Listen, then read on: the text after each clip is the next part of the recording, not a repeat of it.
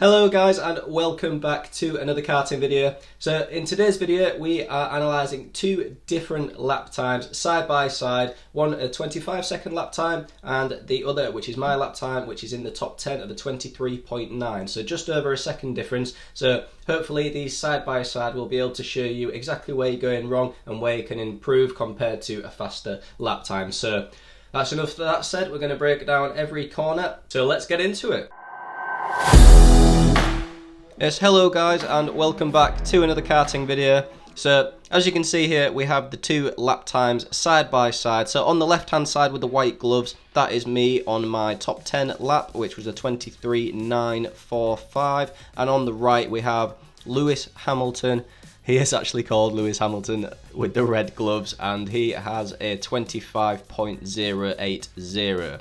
So going into this turn one, pretty easy corner, not too much to say here, but as we do get to the apex, this is obviously completely flat out, but as we do get to the apex, just know these small changes over the lap are really going to help you improve your lap time. So just going to pause it in here and you can just see how close I am compared to how close Lewis is on the right hand side. And now as we come out, taking all of the track and going into turns 2 and 3, you'll notice on the left hand side here how quickly I turn in and how aggressively my turning is. So if you look at the steering angle on the left hand side versus Lewis on the right hand side, a lot more turning from me. I'm really trying to carry that arc and that momentum from turn 1 without straightening the car up and then turning in again. So there's already still a bit of an arch there, and as we get into the apex you can see that's allowing me to get very close compared to Lewis on the right hand side there, and all my corrections and any oversteers happened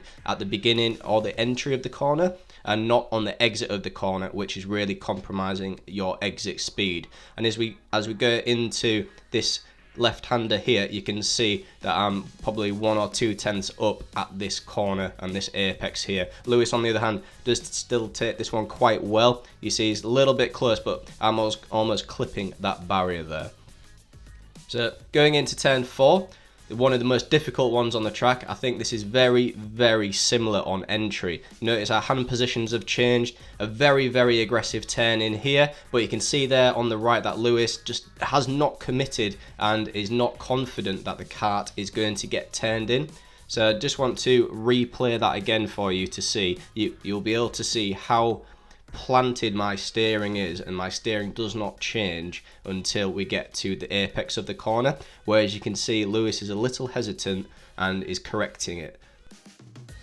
Now as you can see from that footage there and that still frame at the apex, Lewis isn't actually that far behind, but what you're not quite seeing there is the compromise of the exit speed that he has made due to the initial turning and non-committal way that he's turned in. Whereas if you watch my lap and the steering there, I know the car is going to come around and maintaining a nice arc and carrying that speed all the way around, rather than kind of adjust it and being a bit afraid that you might hit the barrier and just not having that confidence in the car that it's going to get round. I think that's a really big tip if you are struggling, especially on a corner like that at the TeamSport Hull track. It's a very difficult corner, especially if you're not going there regularly as well. I think the confidence in those type of corners and knowing that you've got the grip there is one of the best tips that can give you. You just got to try it. Be a bit brave at some points and just try getting it around. It's more than driven on feeling than kind of what your eyes are seeing. And yeah, just wanted to jump in here and mention that, but let's get back to it.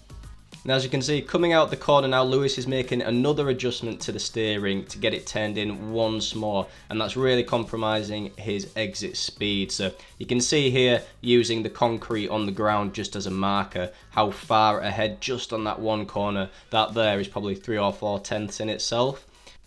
But now going into turns 5 and 6, this is a quick left-hander followed by a right-hand hairpin. And going into this corner, I've lined up the clips once again, so we're just looking at this on a corner-to-corner basis. And you can see, fairly similar to be honest, in terms of the entry, or at least the initial turning. You can see steering angles very similar, but because of the speed that I've carried from the bottom of turn 4, you can see I'm already at the barrier and Lewis is not even reached that barrier near the marshal box yet, which is obviously allowing me then a bit more speed and then allowing me again more speed to take into the start of this hairpin corner. And you can see here, slightly later turning from Lewis there. Look at the direction of my kart and then Lewis's kart in terms of its front end. You can see that I've pretty much made about 40 or 50% of the turn needed before we've even made the apex. So that means when we're coming out of the apex onto the exit, just need to make small adjustments to that steering, which is obviously going to benefit me on the exit, and the kart can accelerate a lot quicker and a lot cleaner. And as we come into the mid corner going into the apex now, you can see once again on the left hand side, just a little adjustment on the steering, getting that final bit in to make the exit of the corner. By that point, all of my steering is done. I can just now focus on a nice clean and smooth exit. Whereas if you watch Lewis's steering input, he's still making adjustments on the apex, after the apex, and out of the exit of the corner, when it's really not needed if you get that initial turn in done and let the momentum of the kart follow you around for that smoother exit. And you can see here, using that black pillar on the left hand side, that just those two corners there, we've made up another couple of tenths.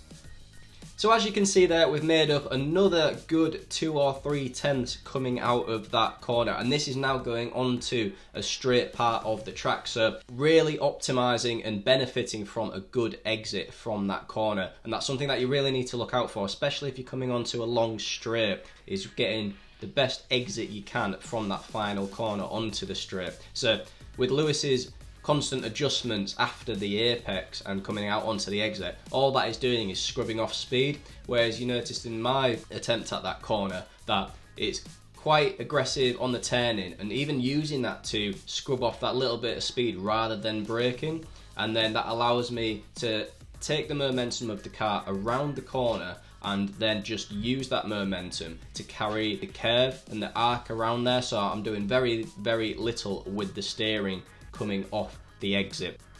And as we come into turn 7 now, one of the final corners on this track, that it is a double apexed corner. So you can see already that I've got that initial turn in quite heavily done again, whereas Lewis is waiting to turn in. But this is a slightly tricky corner, so we are missing the first apex deliberately and going to grab the second apex, but you can see how shallow my line is and following a bit more of a natural curve around the corner, whereas Lewis has gone in a little deeper and then trying to cut back. But as you can see here, he's not actually too far behind, and I think his technique is very valid and would work, but he does need to carry a little more speed. Obviously he's covering more distance doing it that way, so he needs to be faster around the corner as a whole, because you can see here at this left-hander here, we are just very marginally ahead. So I think his technique and the way he's done that is very valid, and you know, is a good technique to use, but it definitely takes some practice in bringing more speed and entering the corner with more speed. And coming into turn 8, which is the final corner of the TeamSport track in Hull, you can see on the entry here that it's completely flat out, and we have a very similar approach to where we are on track and where we are turning in as well. So you'll notice here the bit of track knowledge that this is quite bumpy on entry, apart from if you get very close to the apex. As you can see there's a good quarter of a width of a kart maybe on Lewis's side, and I'm very close, almost clipping the barrier. And coming into here, you'll notice the dark red tiles down the middle of the track here.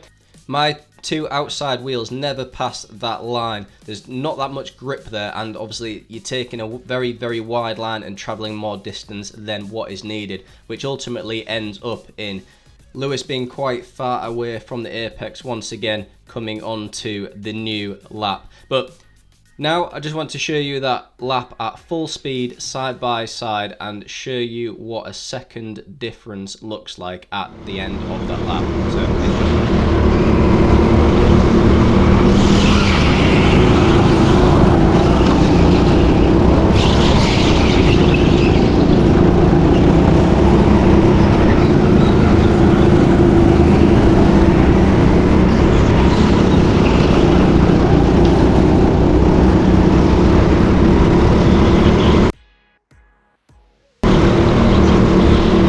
So guys, not actually that much in it, is there? It probably equates to about 4 kart lengths or so, having about a difference of a second in that lap time. But that separates, you know, the top 250 from the top 10. It just does 4 kart lengths alone. So with small improvements and small adjustments that we've mentioned throughout this video, I think you can really improve your lap times. So really having confidence in the kart and knowing that the kart will go around the corner with extra speed than you probably are carrying now and what you think the kart can handle. The second one is just really focusing on your apex. I know this is a bit of a beginner tip, but the amount of times and the amount of people that I've seen that just do not hit apexes and, you know, are not really focusing on hitting the apexes, that is really going to help you improve your lap time. You're traveling less distance around the corner and making that corner as straight as possible if you are hitting the apexes,